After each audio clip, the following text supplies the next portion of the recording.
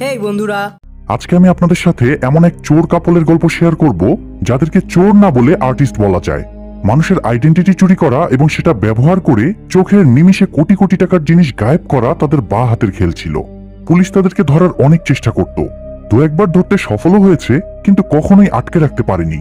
তবে একদিন এই চোর কাপলের একজন এক ডাকাত গ্রুপের হাতে ফেঁসে যায়। তবে শুধু সেই নয়, বরং যেই পুলিশ অফিসার এত বছর তার পেছনে পড়েছিল সেও একই ডাকাতের হাতে বন্দী হয়ে যায়। তাহলে কি হবে এখন? তারা কি ওই ডাকাতের হাত থেকে মুক্তি পাবে, নাকি সেখানেই প্রাণ হারাতে হবে ইটালির ফেমাস চোর এবং সুপার কপকে? চলুন এই সবগুলো টুইস্ট আমরা দেখে নেই 2023 সালের অসাধারণ একটা heist movie Diabolic who are you এর গল্প থেকে। গল্পটা ডায়াবলিক নামের একটা উপন্যাসের ভিত্তিতে তৈরি, তবে গল্পের সৌন্দর্য বর্ধনের জন্য কিছুটা অংশ পরিবর্তন করা হয়েছে। মুভির শুরুতেই আমরা দুই বান্ধবী এলি এবং গ্যাবিকে শপিং মলের সামনে দাঁড়িয়ে গল্প করতে দেখি। কিছুক্ষণ পর এলির হাজব্যান্ড এসে তাকে নিয়ে যায়, আর গ্যাবি তখন মন খারাপ করে বাড়ির উদ্দেশ্যে রওনা হয়, কারণ তার কোনো পার্টনার নেই। বাড়িতে ঢোকার সময় হঠাৎ কারো কান্নার আওয়াজ ভেসে আসে তার কানে। কৌতূহলবশত আওয়াজটাকে ফলো করতে করতে বিল্ডিং এর পেছনের দিকে গিয়ে সে একটা মেয়েকে দেখতে পায়। তার ড্রেসটা ছিল রক্তমাখা। গ্যাবি তার কাছে গেলে মেয়েটা মুখ তুলে তাকায়। তার সারা মুখে রক্ত মেখেছিল। সেটা দেখে গ্যাবি ঘাবড়ে গিয়ে তাকে সাহায্যের চেষ্টা করে। এমন সময় কেউ একজন পেছন থেকে গ্যাবিকে আঘাত করে অজ্ঞান করে ফেলে। তবে লোকটা আর কেউ নয়, বরং গল্পের মেইন ক্যারেক্টার এবং ইতালির ফেমাস চোর ডায়াবলিক ছিল। আর ওই রক্তাক্ত মেয়েটা ছিল তারই পার্টনার ইভা। তো তারা গ্যাবিকে তাদের ল্যাবে নিয়ে গিয়ে একটা ইনজেকশন দিয়ে দেয়। এরপর তার কাছ থেকে কিছু ইনফরমেশন জেনে নেয়, যেমন সে কখন আসবে, লকারের পাসওয়ার্ড কত এবং সবাই তাকে কি নামে ডাকে। ওই ইনজেকশনটার কারণে গ্যাবি তাদেরকে সবকিছু সত্যি সত্যি উত্তর দিয়ে দেয়। মূলত গ্যাবি একটা ব্যাংকে চাকরি করত এবং সেই ব্যাংকে পরদিন এক রানীর আসার কথা ছিল, যাকে সবাই লেডি কাউন্টেস নামে ডাকে। আর তার কাছে কিছু অ্যান্টিক কয়েন আছে যার market price million million dollar. তো ডায়াবলিকরা গ্যাবির কাছ থেকে ইনফরমেশন পেয়ে সেই কয়েনগুলো চুরির প্ল্যানিং শুরু করে। তাদের প্ল্যান অনুযায়ী ইভা গ্যাবি সেজে লেডি কাউন্টেসকে লকার রুমে নিয়ে যাবে, আর সেই লকার রুমের বাইরে ডায়াবলিক গাড়ি নিয়ে অপেক্ষা করবে। ইভা সিগন্যাল দেওয়া মাত্রই ডায়াবলিক তার গাড়ির মাধ্যমে জানালাটা ভেঙে ইভা আর ওই কয়েনগুলোকে নিয়ে পালাবে।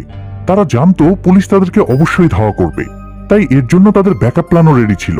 মূলত পুলিশ তাদেরকে ধাওয়া করতে থাকবে আর তারাও পালাতে থাকবে, এবং একটা পর্যায়ে তাদের গাড়িতে থাকা মেকানিজম ব্যবহার করে তারা এমন একটা রাস্তায় ঢুকবে যেখান থেকে সাধারণ গাড়ি পার হওয়া কোনোভাবেই সম্ভব নয়।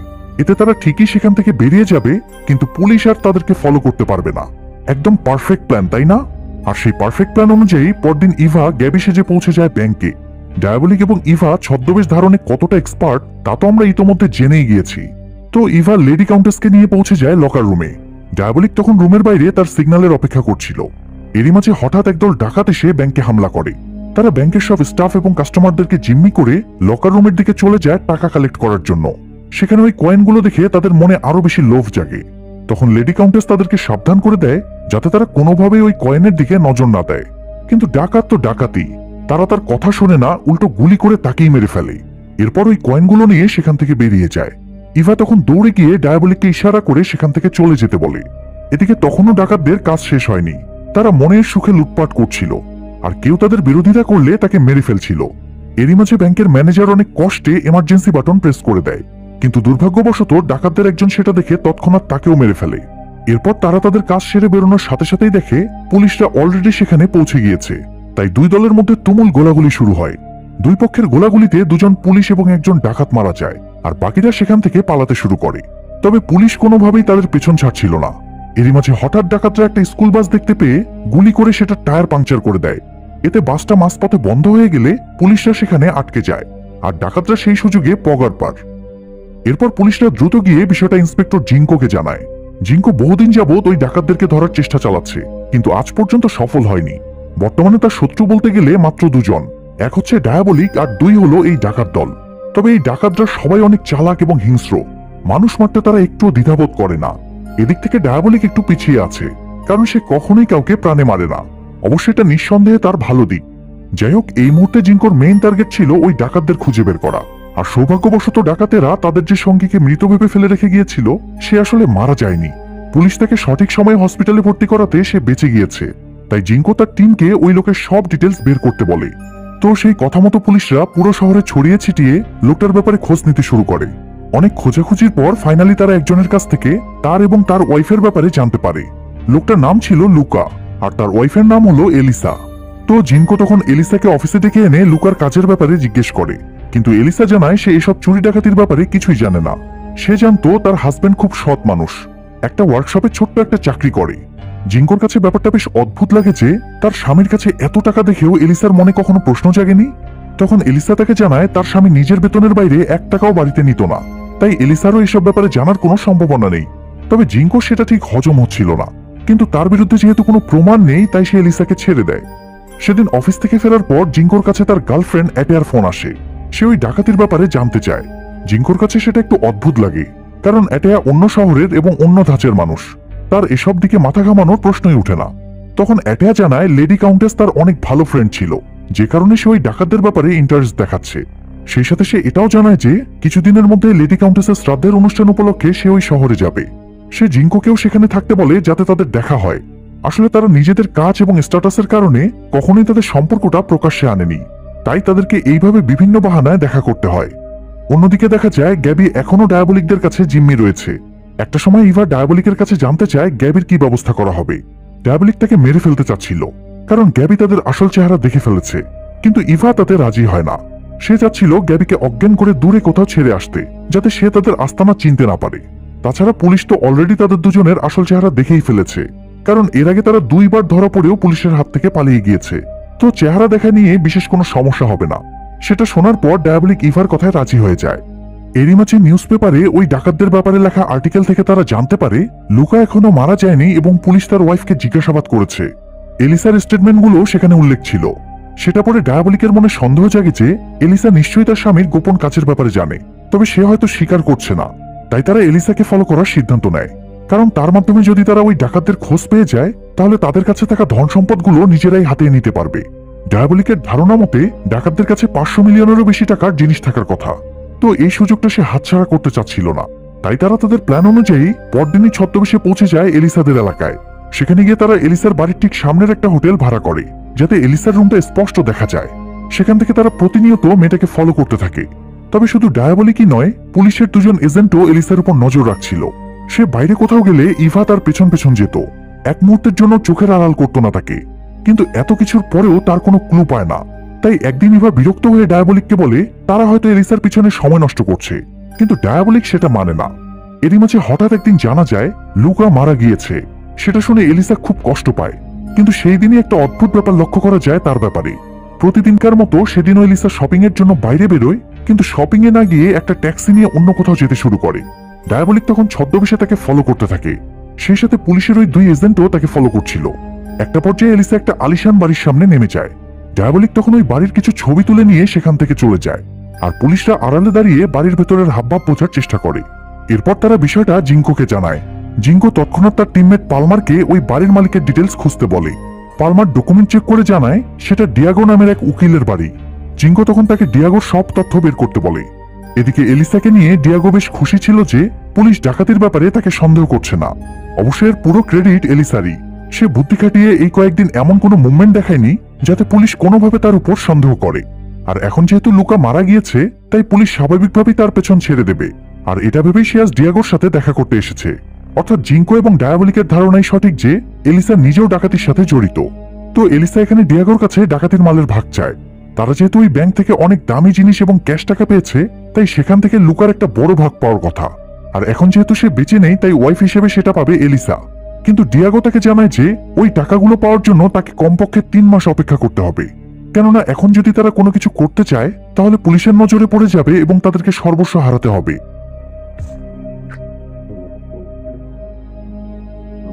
সেটা শুনে এলিসা বেশ রেগে যায়, কারণ সে তো কোনো চাকরি করতো না, তাহলে এই 3 মাসে কিভাবে চলবে।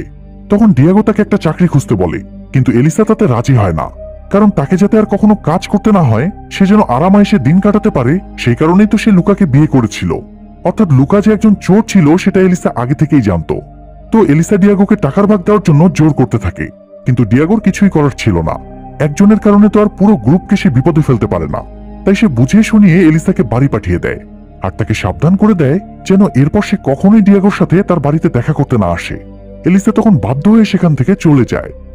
ততক্ষণে এজেন্ট পালমার ডিয়াগোর সব তথ্য বের করে জিঙ্কোকে জানায়। তার জানা মতে ডিয়াগো একজন ক্রিমিনাল লয়ার, তবে ক্যারিয়ারে তেমন একটা সফল হতে পারেনি সে, যে কারণে খুব সাধারণভাবে জীবনযাপন করতে হয় তাকে।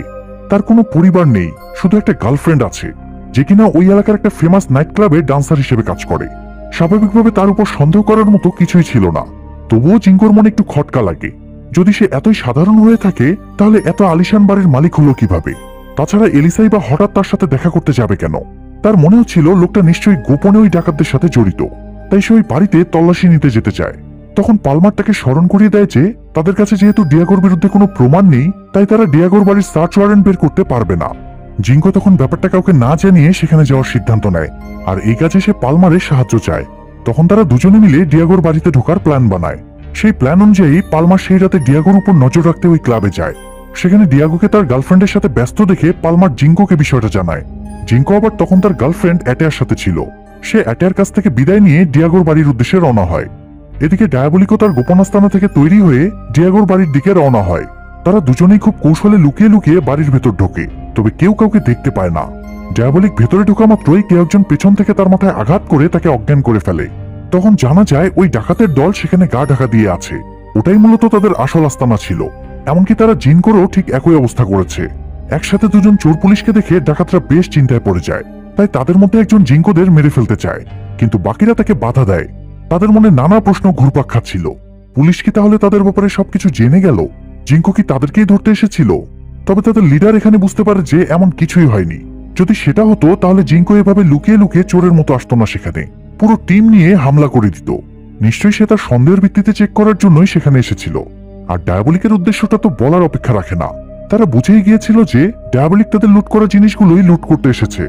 এখন প্রশ্ন হচ্ছে তারা এই দুই মহান ব্যক্তিকে নিয়ে কি করবে। তখন তাদের লিডার তাদেরকে ডিয়াগোর ফেরার অপেক্ষা করতে বলে।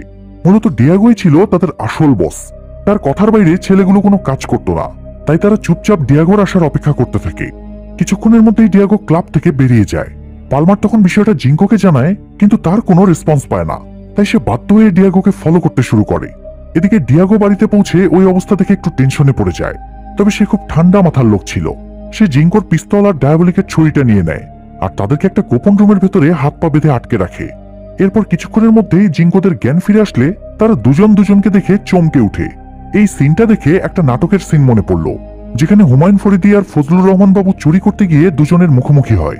কেউ কি বলতে পারবেন ওই নাটকটার নাম কি ছিল? যাই হোক, জিঙ্কো আর ডায়াবলিক সেখান থেকে বেরোনোর চেষ্টা করে, কিন্তু কোনো রাস্তা খুঁজে পায় না। তখন জিঙ্কো ডায়াবলিককে জানায় তার এজেন্ট পালমার তার লোকেশন জানে, সে এসে তাকে বাঁচিয়ে নেবে। এদিকে পালমার তখন বাড়ির বাইরে দাঁড়িয়ে ডিয়াগোকে ফলো করার চেষ্টা করছিল। এরই মাঝে ডিয়াগোর একটা লোক তার মাথায় পিস্তল ঠেকিয়ে তাকে ভেতরে ধরে নিয়ে যায়। তখন জানা যায় পালমার যে তাকে ফলো করছে এটা ডিয়াগো আগেই টের পেয়েছে, তবে কোনো রিয়াক্ট করেনি। যাই হোক, তাকে ভিতরে নিয়ে যাওয়ার পর তার আওয়াজ শুনে জিঙ্কো বুঝতে পারে ডাকাতরা পালমারকেও ধরে ফেলেছে। সে চিৎকার করে পালমারকে ডাকতে থাকে। তখন পালমারও বুঝে যায় জিঙ্কো তাদের হাতে বন্দী। সে তখন ডাকাতদেরকে এটা বলে ভয় দেখানোর চেষ্টা করে যে তাদের এই মিশনের ব্যাপারে পুরো পুলিশ ডিপার্টমেন্ট জানে, তাই তাদের কোনো ক্ষতি হলে ডাকাতরা রেহাই পাবে না। কিন্তু লিডার অনেক চালাক ছিল, সে জানতো পালমার মিথ্যে বলছে, তাই সে সত্যিটা জানার জন্য পালমারকে মৃত্যুর ভয় দেখায়। কিন্তু পালমার একটুও ভয় পায় না, বরং মরার আগে সে জিঙ্কোকে ধন্যবাদ জানায় এবং তার প্রতি কৃতজ্ঞতা প্রকাশ করে। সেটা শুনে জিঙ্কো একটু ইমোশনাল হয়ে পড়ে। এরই মাঝে হঠাৎ একটা গুলির আওয়াজ হলে সে বুঝতে পারে পালমার আর নেই। জিঙ্কো তখন খুব কষ্ট পায়, কারণ পালমার তার সহকর্মী হলেও খুব কাছের মানুষ ছিল। সে বুঝে উঠতে পারছিল না এখন সে কি করবে। তার উপর আবার তার সামনে এমন একটা লোক বসা ছিল যাকে সে এত বছর যাবৎ ধরার চেষ্টা করে যাচ্ছে, কিন্তু আজ তাকে হাতের সামনে পেয়েও কিছুই করতে পারছিল না। এসব ভেবে নিজের উপরেই রাগ হতে থাকে তার। ততক্ষণে ডাকাতরা পালমারের লাশ নিয়ে গিয়ে নদীতে ফেলে দিয়ে আসে। এরপর তারা ডিয়াগোর কাছে বন্দী দুজনকে মেরে ফেলার পারমিশন চায়। তবে ডিয়াগো জিঙ্কোর ক্ষেত্রে রাজি হলেও ডায়াবলিককে মারতে সে রাজি হয় না, কারণ সে ডায়াবলিককে জিম্মি করে তার কাছে থাকা সব সম্পদগুলো হাতানোর প্ল্যান করছিল।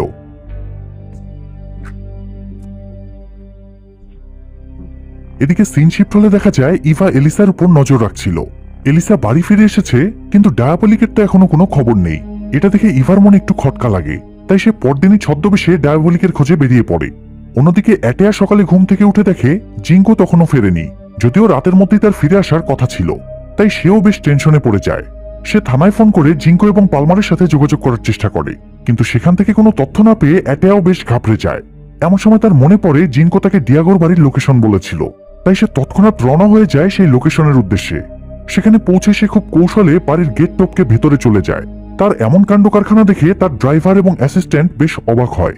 অ্যাটেয়া চুপি চুপি ভিতরে গিয়ে আড়াল থেকে ডাকাতদের কথা শুনতে থাকে। সেখান থেকে সে জানতে পারে ওই লোকগুলো জিনকো এবং ডায়াবলিককে আটকে রেখেছে আর সেদিন সন্ধ্যায় তাদেরকে মারার প্ল্যান করছে। এটা শুনে সে ভীষণ ভয় পেয়ে যায়।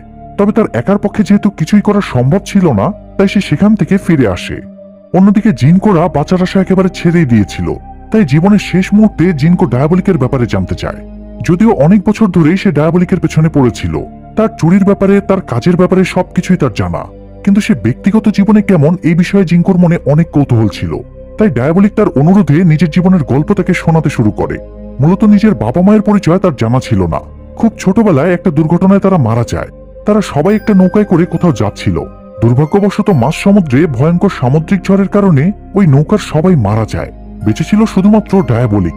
তাদের নৌকাটা ভাসতে ভাসতে একটা অচেনা দ্বীপের কাছে চলে আসে। তখন ওই দ্বীপের দুজন লোক নৌকাটা দেখে সেখান থেকে ডায়াবলিককে উদ্ধার করে সঙ্গে নিয়ে যায়। এরপর থেকে ডায়াবলিক তাদের কাছেই বড় হতে থাকে। তারা মূলত একটা ভয়ঙ্কর ডাকাত দলের সদস্য ছিল। পুরো দ্বীপটাই ছিল তাদের দখলে। সোনাদানা, টাকা পয়সা থেকে শুরু করে রেয়ার আর ভয়ঙ্কর অস্ত্র সহ সবকিছুই চুরি করত তারা। পুরো গ্যাংয়ের কর্মকাণ্ডকে কয়েকটা ডিপার্টমেন্টে ভাগ করা হয়েছিল, আর প্রত্যেকটা ডিপার্টমেন্টের দায়িত্ব ছিল এক একজন এক্সপার্ট। তাদের মধ্যে একজন ছিল ডক্টর, প্লাস্টিক সার্জারি এক্সপার্ট ছিল সে। আরেকজন ছিল ইঞ্জিনিয়ার, সাথে ছিল একজন কেমিস্ট, বিভিন্ন ধরনের কেমিক্যাল এবং পয়জন নিয়ে রিসার্চ করত সে। আরেকজন ছিল জহুরি, সব ধরনের হীরা মণিরত্নের ব্যাপারে খুব ভালো আইডিয়া ছিল তার। আর তাদের সবার বস ছিল ওই দ্বীপের রাজা। লোকটা সাধারণত সবসময় সেখানে থাকতো না, মাঝে মধ্যে সেখানে গিয়ে কাজের খোঁজ খবর নিয়ে আবার ফিরে যেত নিজের বাড়িতে। শুধুমাত্র ম্যানেজাররা বাদে তার সাথে দেখা করার পারমিশন কারো ছিল না, যে কারণে ডায়াবলিক কখনোই রাজার সাথে দেখা করতে পারেনি। এখানে হয়তো অনেকের মনে প্রশ্ন জাগতে পারে যে ডায়াবলিকের কি আর কোনো নাম নেই? আসলেই তার কোনো নামই ছিল না। গ্যাংয়ের লোকেরা তাকে কোনো নাম দেওয়ার প্রয়োজন বোধ করেনি, তাকে সবাই ছোট বলেই ডাকত। তো সেই ছোট বয়স থেকেই ডায়াবলিক ওই এক্সপার্টদের সাথে থেকে থেকে নিজের স্কিল ডেভেলপ করতে শুরু করে। মানে সেই স্কিল কিন্তু সে কখনো গভীর খাদে ঝাঁপ দিত, আবার কখনো অন্ধকার গুহায় একাই চলে যেত। ভয় নামক শব্দটার সাথে কোনো সম্পর্কই ছিল না তার। ধীরে ধীরে তার দক্ষতা সবার নজর কাটতে শুরু করে। সে এতটাই স্মার্ট ছিল যে সবার কাছে সে একাই সামলাতে পারত। এরপর একদিন রাজা দ্বীপে আসলে সে সাহস দেখিয়ে রাজার সাথে দেখা করতে যায়। রাজা অন্যদের মুখে তার প্রশংসা শুনছিল এবং আজ তার সাহস দেখে সেও বেশ ইমপ্রেস হয়ে যায়। ডায়াবলিক সেখানে গিয়ে রাজাকে জানায় সে বর্তমানে এমন একটা মাস্ক বানানোর চেষ্টা করছে যেটা দেখতে একেবারে আসল মানুষের স্কিনের মতো হবে। এতে করে মানুষকে আর কষ্ট করে চেহারা বদলানোর জন্য প্লাস্টিক সার্জারি করতে হবে না, একটা মাস্ক পরে নিজেকে সম্পূর্ণভাবে বদলে দিতে পারবে। রাজার কাছে ব্যাপারটা বেশ ইন্টারেস্টিং লাগে, তাই সে ডায়াবলিককে তার প্রজেক্টে মন দিয়ে কাজ করতে বলে। আর তার জন্য যত টাকা খরচ হবে সেটা বহন করবে রাজা নিজেই। সেদিনই রাজার দ্বীপ থেকে ফিরে যাওয়ার কথা ছিল, তাই সে ডায়াবলিককে তার প্রজেক্ট কমপ্লিট করার জন্য তার আবারও ফিরে আসা পর্যন্ত সময় দেয়। ডায়াবলিক তার উৎসাহ পেয়ে আরো মনোযোগ দিয়ে নিজের কাজ চালিয়ে যায়।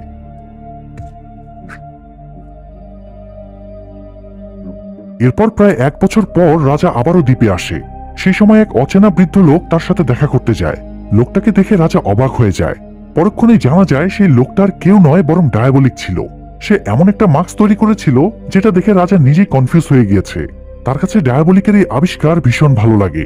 সে ডায়াবলিকের এই ফর্মুলা কিনে নিতে চায়, কিন্তু ডায়াবলিক তাতে রাজি হয় না। সে তার এই আবিষ্কারটা শুধুমাত্র নিজের পর্যন্তই সীমাবদ্ধ রাখতে চাচ্ছিল।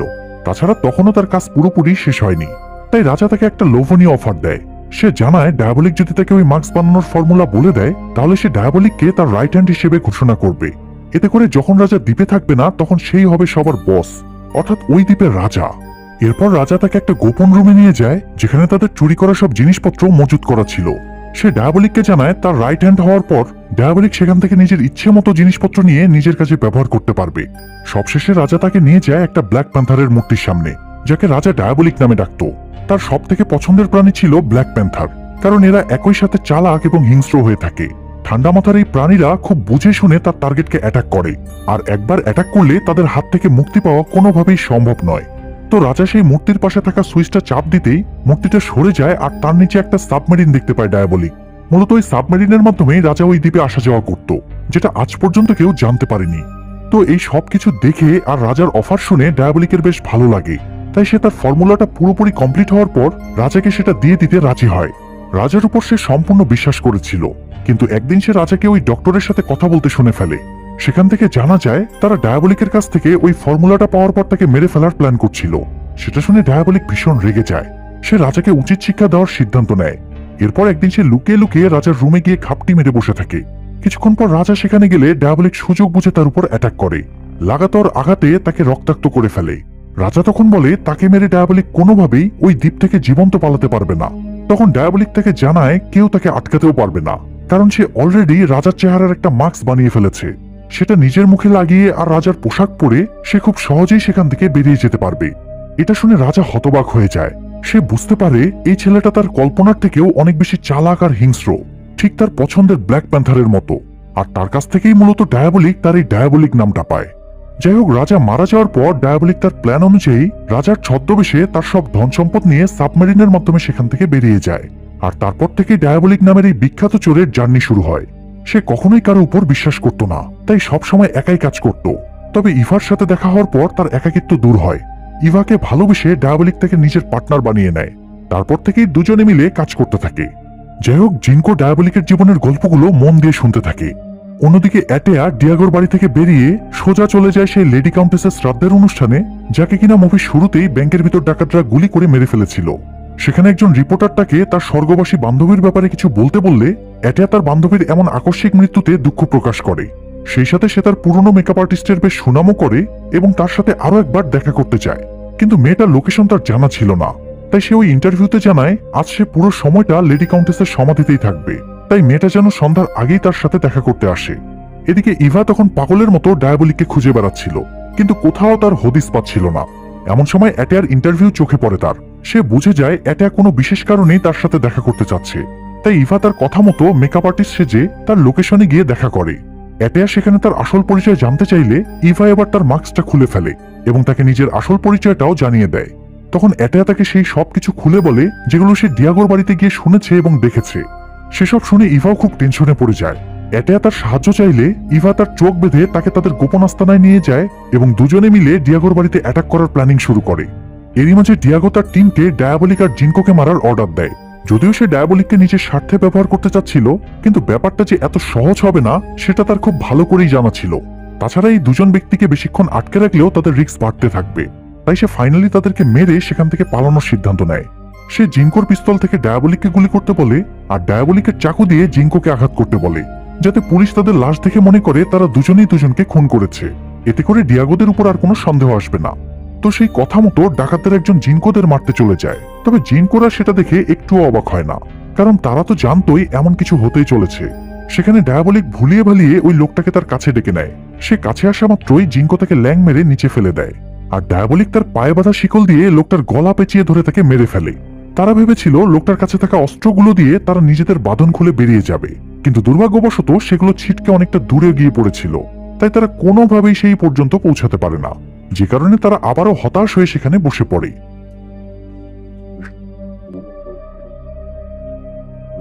এরই মাঝে ইভা তার গাড়ি নিয়ে ডিয়াগোর বাড়িতে পৌঁছে যায়। গাড়ির শব্দ শুনে সবাই বাইরে বেরিয়ে এসে ওই গাড়িগুলোর উপর গুলি চালাতে শুরু করে। গোলাগুলির শব্দ শুনে জিনকোরা বেশ কনফিউজড হয়ে যায়। এদিকে কিছুক্ষণ গোলাগুলির পর তারা জানতে পারে গাড়ির ভিতরে আসলে কেউই নেই। তাহলে ইভা কোথায় গেল? তারা তখন পুরো বাড়িতে ইভাকে খুঁজতে শুরু করে। ইভা তখন বারবার তাদেরকে বিভিন্ন জায়গায় দেখা দিতে থাকে, আবার চোখের নিমিষেই উধাও হয়ে যায়। এতে ডিয়াগোরা বেশ কনফিউজড হয়ে যায়। সেই সুযোগে ইভা একে একে তাদেরকে ইলেকট্রিক শক দিয়ে অজ্ঞান করতে থাকে। এই অবস্থা দেখে ডিয়াগো নিজে তার সামনে সারেন্ডার করার সিদ্ধান্ত নেয়। তার কাছে থাকা সব ধন সম্পদের বিনিময়ে নিজের জীবন ভিক্ষা করতে থাকে সে। একটা পর্যায়ে ইভা তার সামনে এসে দাঁড়ায়। ডিয়াগো তখন তাকে জিজ্ঞেস করে ইভা কত টাকার বিনিময়ে তাকে মুক্ত করবে। তখনই হঠাৎ পেছন থেকে আরেক ইভা এসে তাকে বলে তার টাকার প্রয়োজন নেই, শুধু ডায়াবলিকের লোকেশন প্রয়োজন। এক ইভাকে সামলাতেই ইতালির পুলিশদের অবস্থা নাজেহাল। সেখানে দুইজন ইভাকে দেখে বেচারা ডিয়াগোর মাথা ঘুরাতে শুরু করে। তবে সেদিকে তোয়াক্কা না করে ইভা তাকেও ইলেকট্রিক শক দিয়ে অজ্ঞান করে ফেলে। এরপর খুঁজতে খুঁজতে ফাইনালি ডায়াবলিকদের কাছে পৌঁছে যায় তারা। তখন জানা যায় দুজন ইভার মধ্যে একজন ছিল অ্যাটেয়া, যাকে কিনা ইভা নিজের মাস্ক পরিয়ে নিয়ে এসেছিল। তো তাদের দুজনকে দেখে জিনকো এবং ডায়াবলিক স্বস্তির নিঃশ্বাস ফেলে। কিন্তু জিনকোকে মুক্ত করলে তো সে উল্টো ডায়াবলিকদের পেছনে পড়ে যাবে। তাই ইভা জিনকো আর অ্যাটেয়াকে অজ্ঞান করে ডায়াবলিক এবং ডিয়াগোর কাছে থাকা সব সম্পদ নিয়ে সেখান থেকে বেরিয়ে আসে। আর বেরোনোর সময় পার্ট 2-তে অ্যাটেয়ার কাছ থেকে চুরি করা সেই রয়্যাল নেকলেসটা তাকে ফেরত দিয়ে যায় এবং তাকে সাহায্য করার জন্য অ্যাটেয়াকে ধন্যবাদ জানায়। কিছুক্ষণ পর অ্যাটেয়ার জ্ঞান ফিরে আসলে সে জিনকোকে নিয়ে সেখান থেকে বেরিয়ে আসে। সেই সাথে পুলিশ ডিয়াগো এবং তার পুরো টিমকে অ্যারেস্ট করে নেয়। এরপর পরদিন এজেন্ট পালমারের শ্রাদ্ধের অনুষ্ঠানে যায় তারা। গত রাতের ঘটনায় তারা বেশ ঘাবড়ে গিয়েছিল। তারা দুজনেই বুঝতে পেরেছিল বিপদের সময় প্রিয় মানুষটার থেকে আপনার কেউই হতে পারে না। তাই তারা সব দ্বিধাদ্বন্দ্ব ভুলে তাদের সম্পর্কটা প্রকাশ্যে নিয়ে আসে। সেটা দেখে সবাই অবাক হয়ে যায়। আর রিপোর্টারদের কাজ তো আমাদের সবারই জানা, তারা এই বিষয়টাকে ব্রেকিং নিউজ বানানোর কাজে উঠে পড়ে লাগে। অন্যদিকে কিছুদিন পর একটা দুর্লভ এবং মহামূল্যবান পিঙ্ক ডায়মন্ডের আংটি নিলামে তোলা হয়, যেটা সাগরের তলদেশ থেকে উদ্ধার করা হয়েছে। যারা এই গল্পের আগের পার্টগুলো দেখেছেন তারা নিশ্চয়ই জানেন ওই আংটিটা ইভারই ছিল, যেটা নিয়েই পার্ট 1 এর কাহিনীটা সাজানো। আর ডায়াবলিককে ভালোবেসে সে ওই আংটিটা সাগরে ফেলে দিয়েছিল, কারণ সেটার সাথে তার অতীতের কিছু ভয়ঙ্কর স্মৃতি জড়িয়েছিল। তো অন্যের ধন সম্পদ লুট করতে যেখানে ডায়াবলিকরা সবার আগে পৌঁছে যায়, সেখানে এখন নিজেদের জিনিস নেওয়ার সময় তারা পিছিয়ে থাকবে এটা তো হতে পারে না। তাই কিছুক্ষণের মধ্যেই হঠাৎ গ্যালারিতে একটা বিষাক্ত ধোঁয়া ছড়িয়ে পড়ে, আর সেই ধোঁয়ার কারণে সবাই অজ্ঞান হয়ে যায়। শুধু অজ্ঞান হয় না, একটা বৃদ্ধ কাপল। বলাই বাহুল্য যে তারা দুজন ডায়াবলিক আর ইভা ছিল। তারা গিয়ে ওই আংটিটা নিয়ে নেয়। তখন ডায়াবলিক ইভাকে জিজ্ঞেস করে সে আবারও আংটিটা সাগরে ফেলে দিতে চায় কিনা, কিন্তু ইভা বলে না, এবার আর সে সেটা ফেলবে না, কারণ তার অতীতের ভয়গুলো সে কাটিয়ে উঠেছে। সেটা শুনে ডায়াবলিক বেশ খুশি হয় এবং তারা দুজন সুখে শান্তিতে জীবন কাটানোর সিদ্ধান্ত নেয়। আর এখানেই এই দুর্দান্ত গল্পটা শেষ হয়। সত্যি বলতে এই মুভির 3টা পার্টের মধ্যে আমার সব থেকে বেশি ভালো লেগেছে এই শেষের পার্টটা, কারণ এখানে ডায়াবলিকের ব্যাপারে সবকিছু জানা গিয়েছে এবং আগের পার্টগুলোতে যে রহস্য রাখা হয়েছিল তার সবকিছু এই পার্টে উদ্ঘাটন করা হয়েছে, যে কারণে পুরো গল্পটা একটা পরিপূর্ণতা পেয়েছে। তবে আপনাদের কাছে কেমন লাগলো সেটা অবশ্যই কমেন্টে জানাবেন।